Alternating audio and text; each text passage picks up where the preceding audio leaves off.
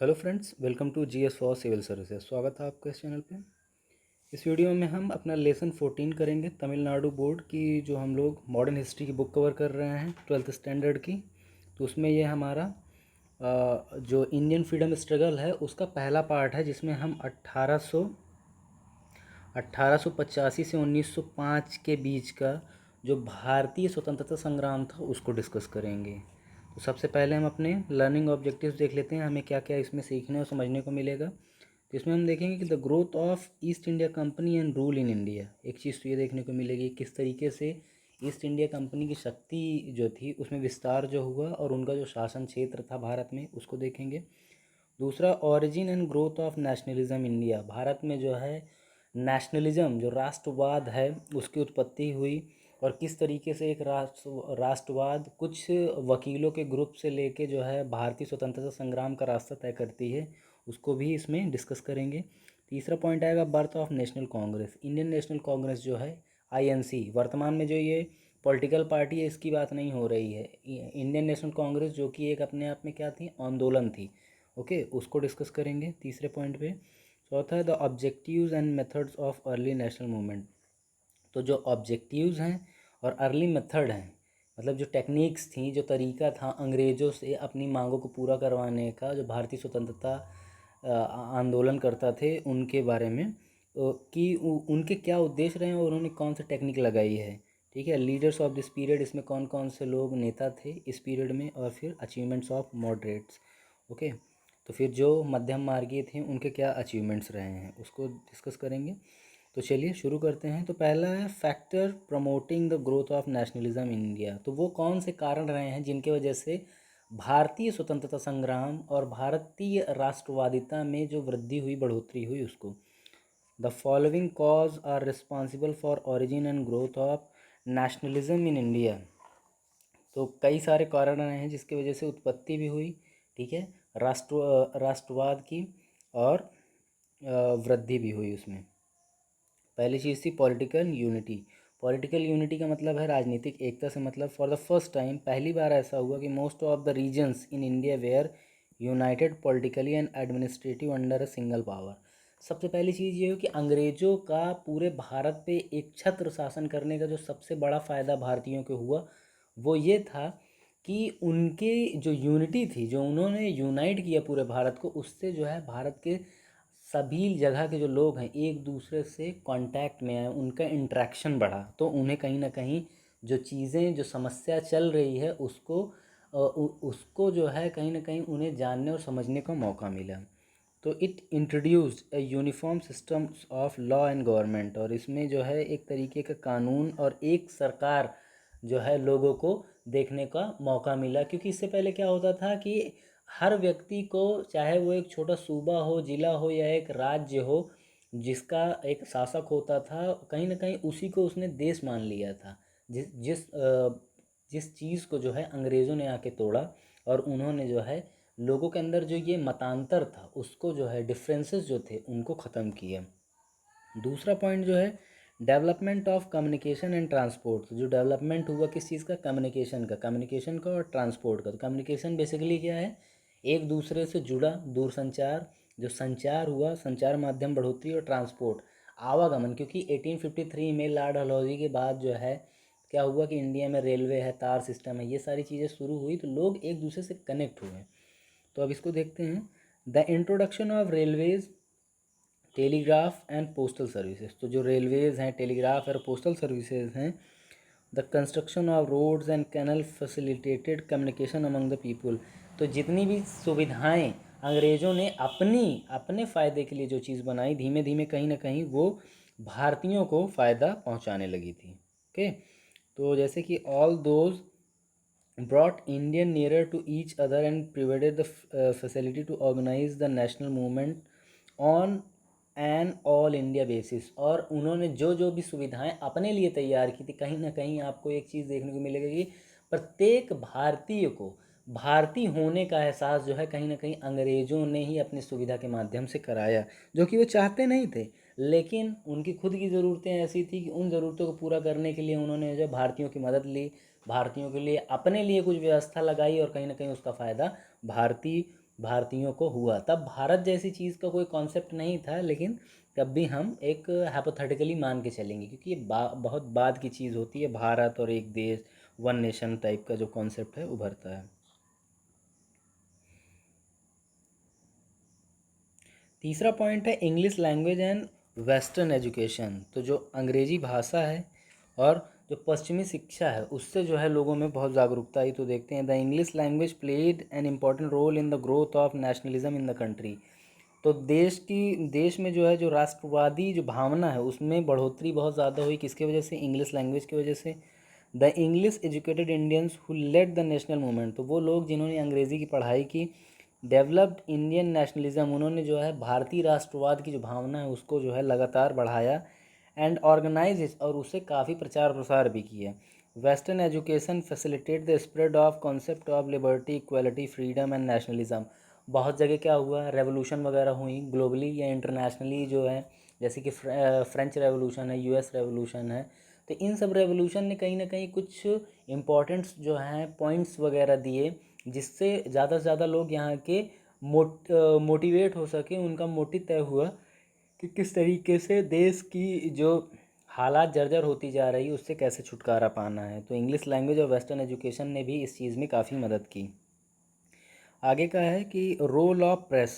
तो जो प्रेस का जो रोल था उसने भी काफ़ी कुछ किया, जैसे कि Indian press both English and vernacular. Vernacular वो होता है जो लोकल लैंग्वेज होती है उसको बोलते हैं, और दोनों भाषाओं में लिखी हुई। तो कहीं ना कहीं उसने जो है जो एक राष्ट्र की जो चेतना होती है कि भारत हमारी माता है, भारत जो है अंग्रेज़ों के चंगुल में, इस तरीके की भावना लोगों के पास पहुंचाने का काम किया।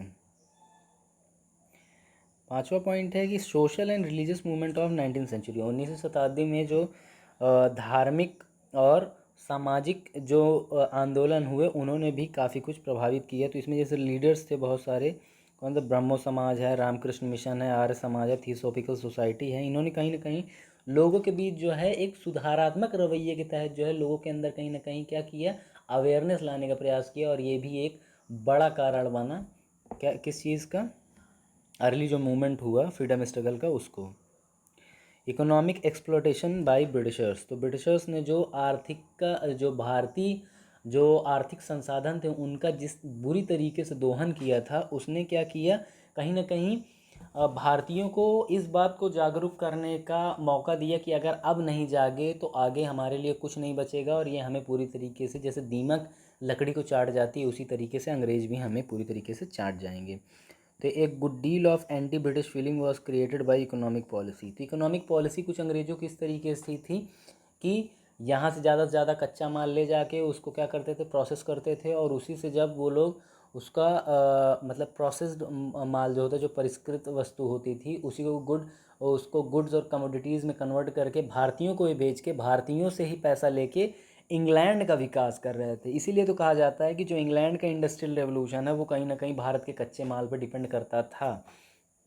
कई लोग, कई फिलोसफर्स का ऐसा मानना भी था, उन्होंने ये भी कहा था कि गंगा के किनारे से निकाले हुए बेहद कीमती संसाधन जो है, अंग्रेज़ों ने कुछ इस तरीके की व्यवस्था बनाई थी, गंगा के किनारे से बेहतर संसाधन निकाल के वो क्या करते थे, वो करते क्या थे, थेम्स के किनारे ले जाके उसको पलट देते थे, और उसी से जो है इंग्लैंड का विकास हुआ है। ओके, आगे देखते हैं, the English systematically ruined the Indian rule.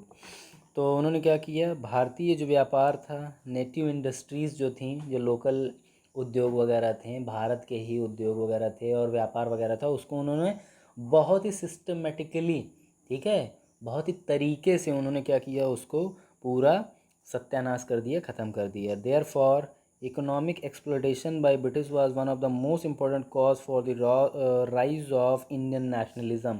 और इससे क्या हुआ, भारत की जो राष्ट्रवाद की जो भावना है, ये भारत को आज़ाद कराने की जो भावना है, उसका विकास हुआ बड़े स्तर पे। आगे देखते हैं, अगला है फिर racial discrimination.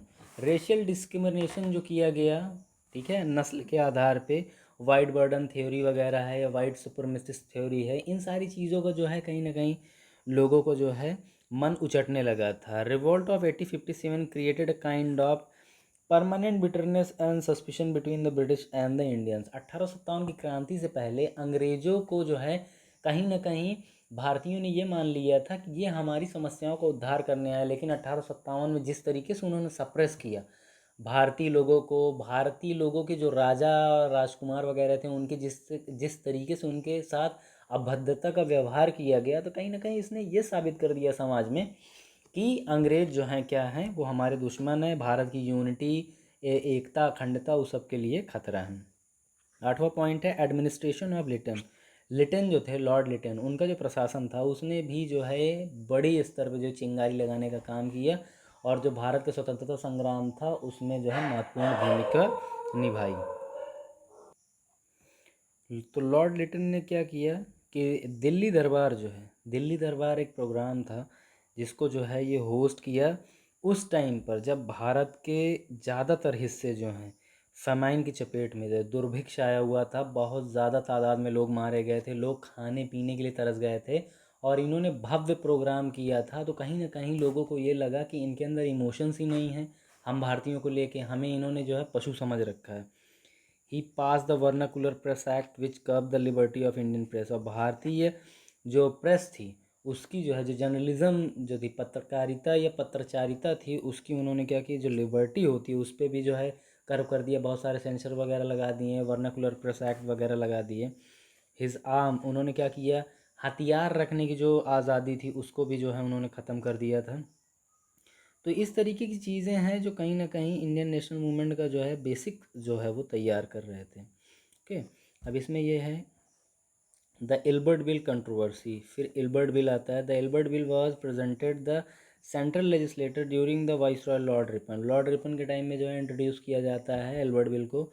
The bill tried to remove racial inequality between Indian and European जजेस। तो इस बिल का मेन उद्देश्य, प्रमुख उद्देश्य ये था कि भारतीय जज और जो यूरोपियन जज थे उनके बीच में जो इनक्वालिटी है, जो असमानता है, उसको जो है ख़त्म करने का कहीं ना कहीं प्रयास कर रहा था। इसमें यह था कि अंग्रेज़ों के भी मामले भारतीय सुन सकते हैं, लेकिन इल्बर्ट बिल का जिस तरीके से और जिस मतलब कि एकदम रसातल स्तर पे जाके जिस तरीके से अंग्रेज़ों ने इसका विरोध किया और कहा कि ये जो सांप पालने वाले हैं, ये सपेरे लोग, ये हमारा केस सुनेंगे, हम इतने तुच्छ हो गए। तो कहीं ना कहीं इंडियंस को जो है बहुत ज़्यादा हर्ट हुआ और बाद में क्या हुआ कि इंडिया जो इल्बर्ट बिल था वो अपोज किया गया और फिर फाइनली क्या हुआ, बिल को मॉडिफाई कर दिया गया, अंग्रेज़ों के फेवर में कर दिया गया। इससे जो है भारतीय बहुत ज़्यादा चिढ़ गए थे।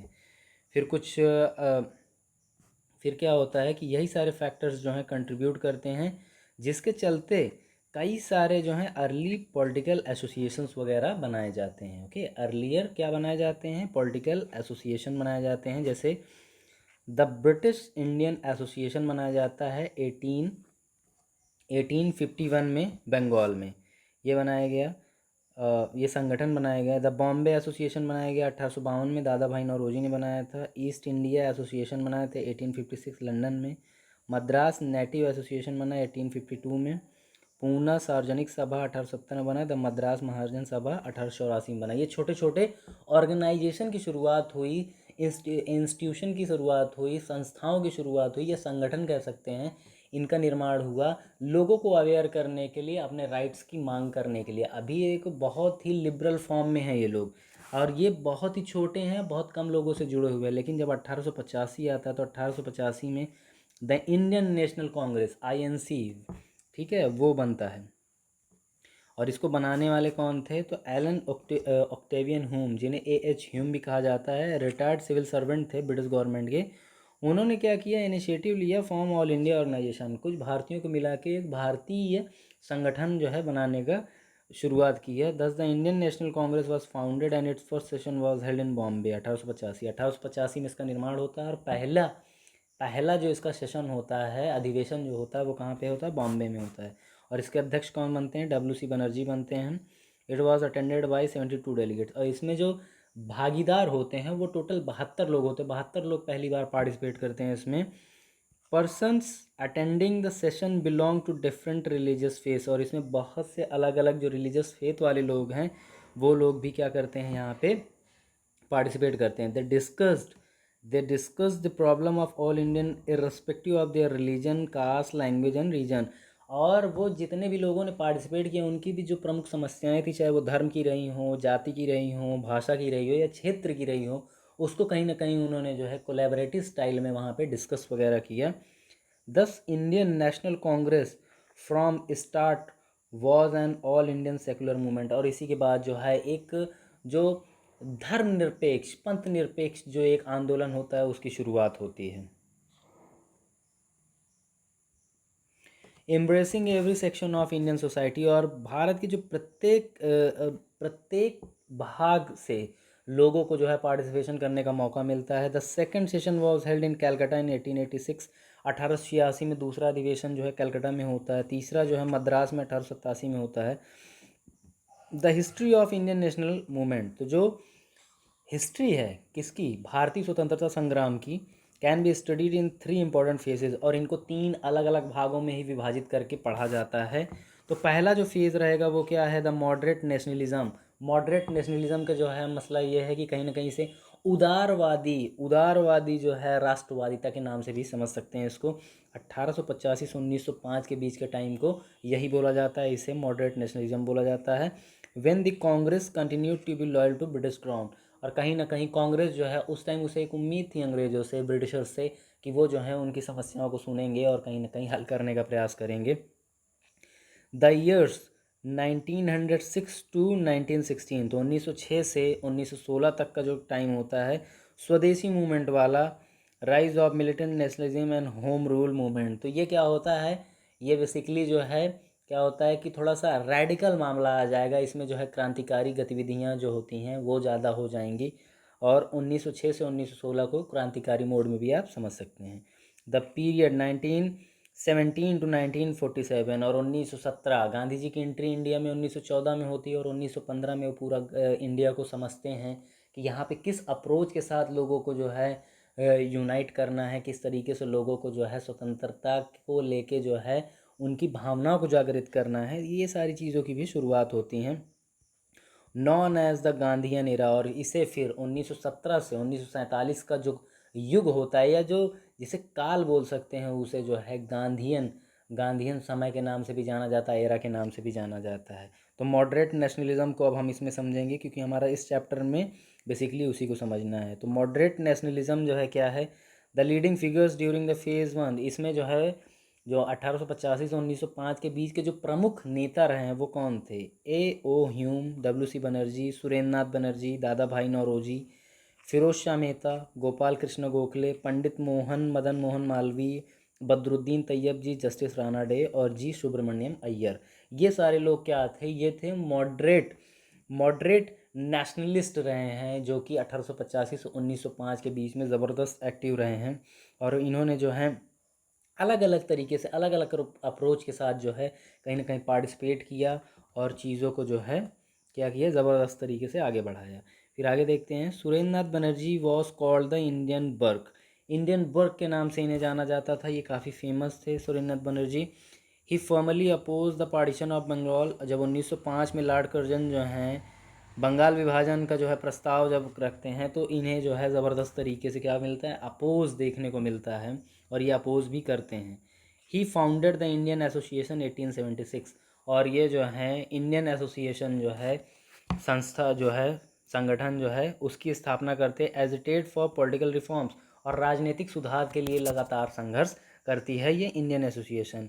He had convene Indian national conference 1883, उन्होंने जो है 1883 में इंडियन नेशनल कॉन्फ्रेंस को भी कन्वीन किया, which merged with the Indian national Congress in 1886, और 1886 में वो क्या होती है, इंडियन नेशनल कांग्रेस यानी कि जो भारतीय राष्ट्रीय कांग्रेस है उसमें क्या हो जाती है, मर्ज हो जाती है। मर्ज होने का मतलब होता है कि सम्मिलित हो जाती है, क्योंकि फिर जो है G Subramaniam Iyer preached nationalism through the Madras Mahajan. तो मद्रास महाजन सभा जो संगठन था उसकी स्थापना किसने की थी, सुब्रमण्यम अय्यर ने की थी, और इसके माध्यम से जो है उन्होंने राष्ट्रवाद जो है, जो भारतीय स्वतंत्रता संग्राम का जो है प्रारंभिक चरण जिसे माना जाता है, उसका उन्होंने जो है उसमें उन्होंने बढ़ोतरी करवाई। He also founded the Hindu and the स्वदेश मित्रन और द हिंदू की भी उन्होंने स्थापना की है, संस्थापक रहे। दादा भाई Naoroji was known as the grand old man of India, और दादा भाई जो नौरोजी थे उनको क्या किस नाम से जाना जाता था? ग्रैंड ओल्ड मैन के नाम से जाना जाता था। He is regarded as India's unofficial ambassador in England.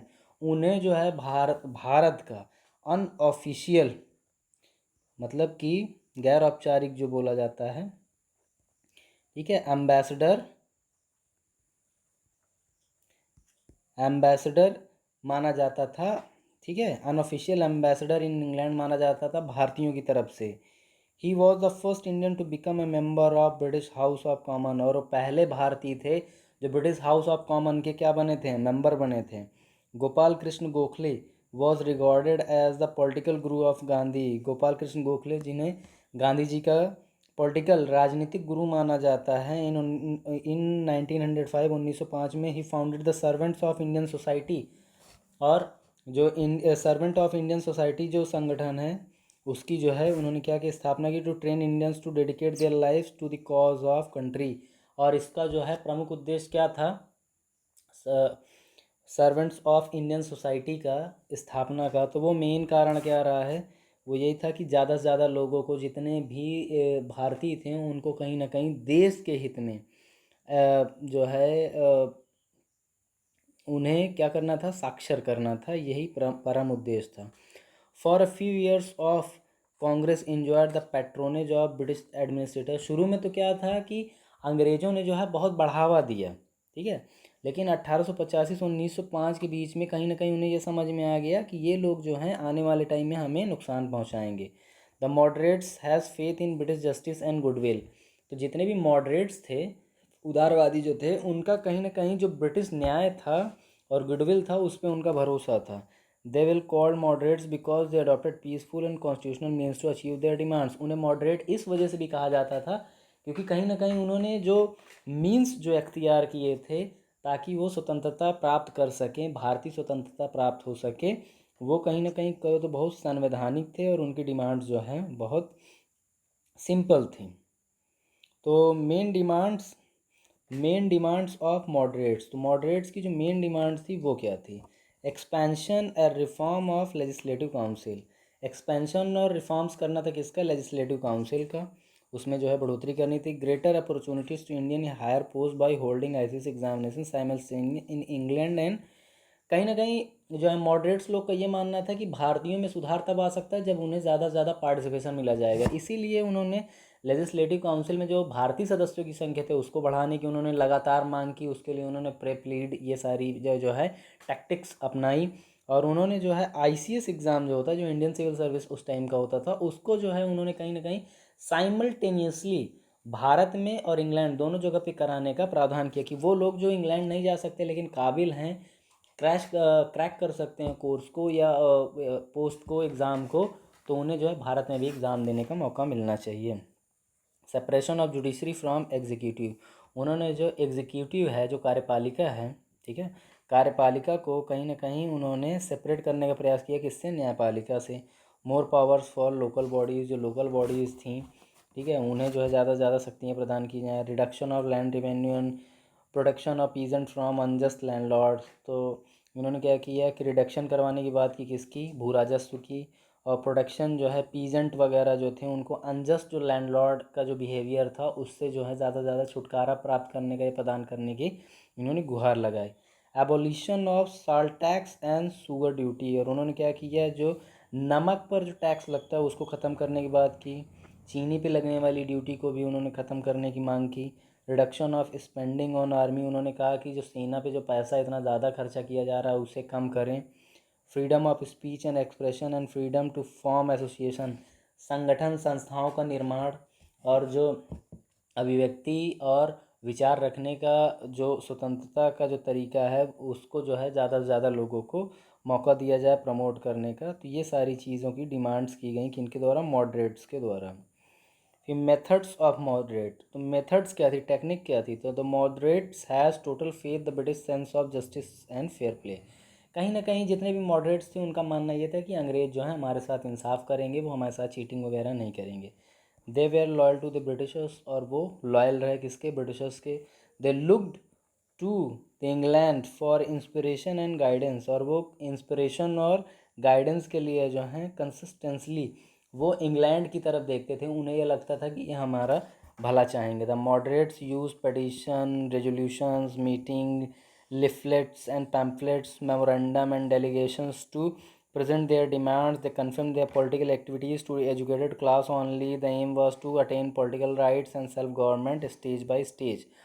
तो यहाँ पे जो मेजर जो टैक्टिक्स थी या टेक्निक्स थी, जिन चीज़ों को प्रैक्टिस करते थे मॉडरेट्स की, उन्हें किस तरीके से ज़्यादा से ज़्यादा पार्टिसिपेशन मिलेगा या भारत को आज़ादी भारत को दिलाना उनका प्रमुख उद्देश्य नहीं रहा है। तो उसमें जैसे पिटीशन करना, रेजोल्यूशन, संकल्प वगैरह पारित करना, मीटिंग्स करना, ठीक है, सभा वगैरह लगाना, लीफलेट्स, पैम्पलेट्स, कागज़ वगैरह बांटना ताकि लोग अवेयरनेस हो, मेमोरेंडम करना, डेलीगेशन, बार बार जो है एक गुट तैयार करना और जाके अंग्रेज़ों से मिलना कि देखिए ऐसा है, हमें ये प्रॉब्लम है, आप इसका हल निकालिए।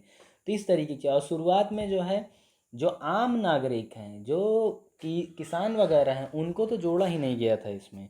और पॉलिटिकल राइट्स हैं, सेल्फ गवर्नमेंट हैं, इसकी ज़्यादातर मांग की गई थी और बाकी मुद्दों पे फोकस ही नहीं किए गए।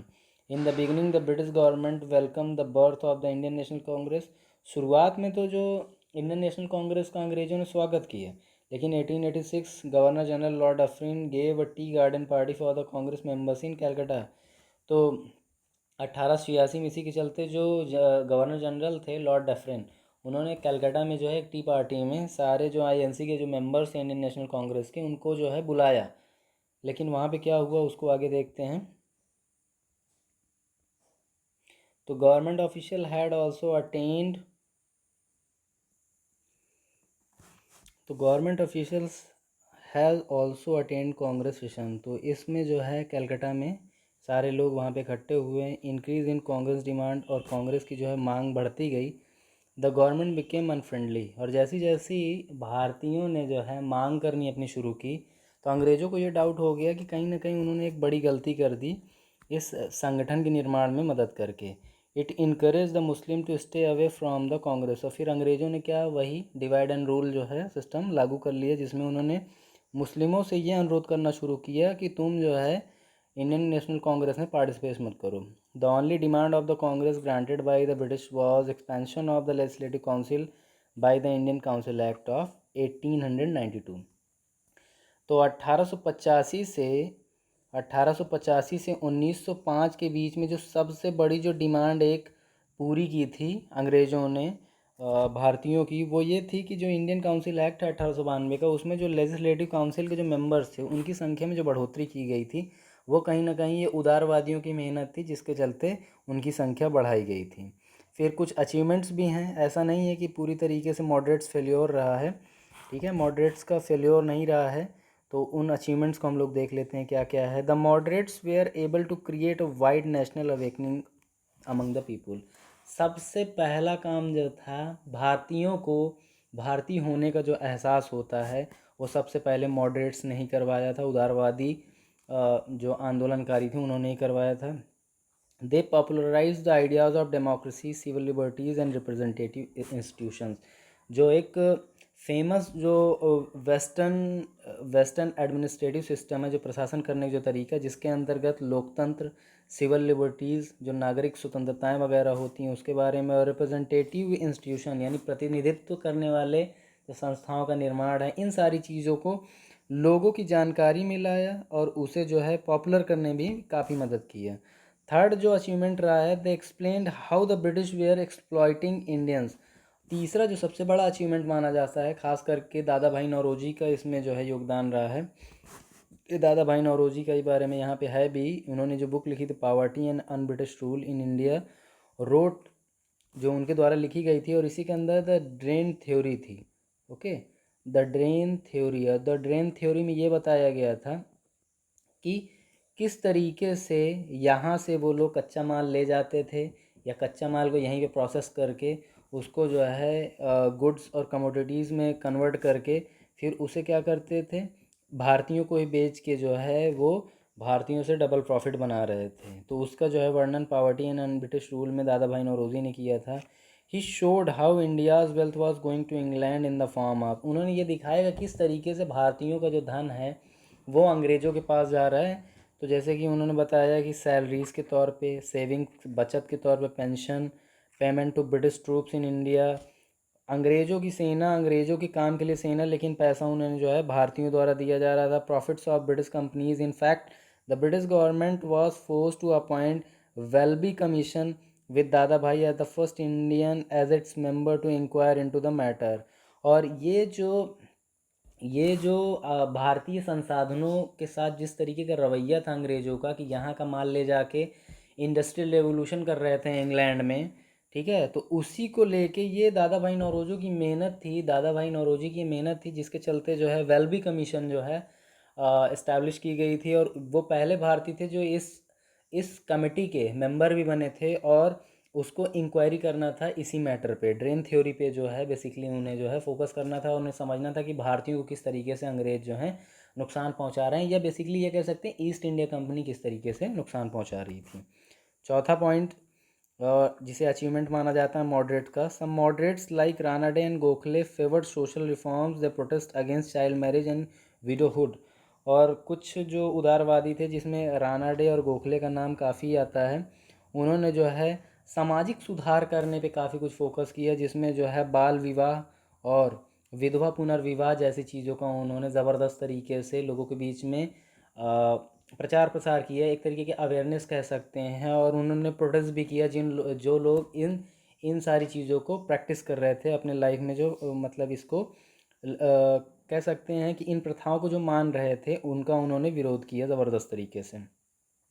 लास्ट पॉइंट जो है इस मॉडरेट्स के अचीवमेंट्स में, वो ये है कि the moderates had succeeded in getting the expansion of legislative council by Indian council act 1892। और उनकी जो सबसे बड़ी मेहनत थी मॉडरेट्स की, 1892 का जो इंडियन काउंसिल एक्ट था, जिसके तहत जो लेजिस्लेटिव काउंसिल है उसके सदस्यों की संख्या जो है, भारतीय सदस्यों की संख्या जो है बढ़ाई गई, और ये एक बड़ा अचीवमेंट माना जाता है।